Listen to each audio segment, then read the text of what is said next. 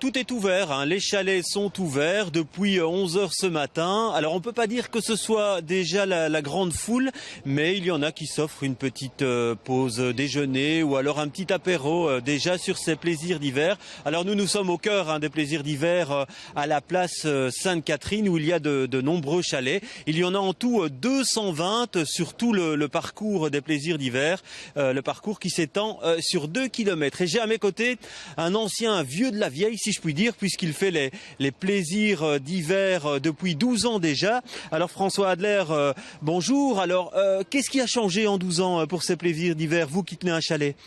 Bonjour d'abord. Disons qu'il y a eu une évolution qui s'est faite depuis 12 ans.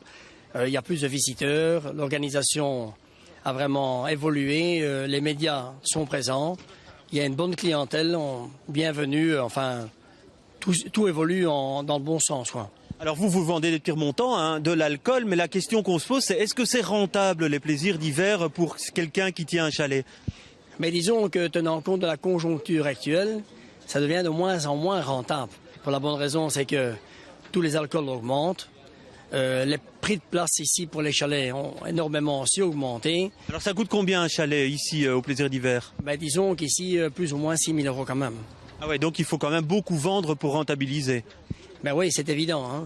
Enfin, on a quand même un mois de vente. Mais enfin, disons que ça devient de plus en plus dur chaque année. Et on peut dire tout de même qu'il y a de nombreux habitués. Vous retrouvez chaque année des personnes que vous connaissez en fait. Disons qu'il y a une clientèle maintenant qui s'établit. Les gens ont leurs habitudes. Ils reviennent de chaque année en chaque année. Ils ont leurs petites habitudes. Et le plaisir d'hiver, enfin les marchés de Noël maintenant sont devenus une tradition. Et c'est incontournable, quoi. Et une personne qui tient un chalet comme vous le reste de l'année, elle fait quoi alors? J'ai une autre activité annexe. En réalité, on fait les foires foraines partout en Belgique. Évidemment, avec un autre article, on ne peut pas vendre du vin chaud au mois de juillet. Mais enfin, ma profession réellement, c'est industriel forain, quoi.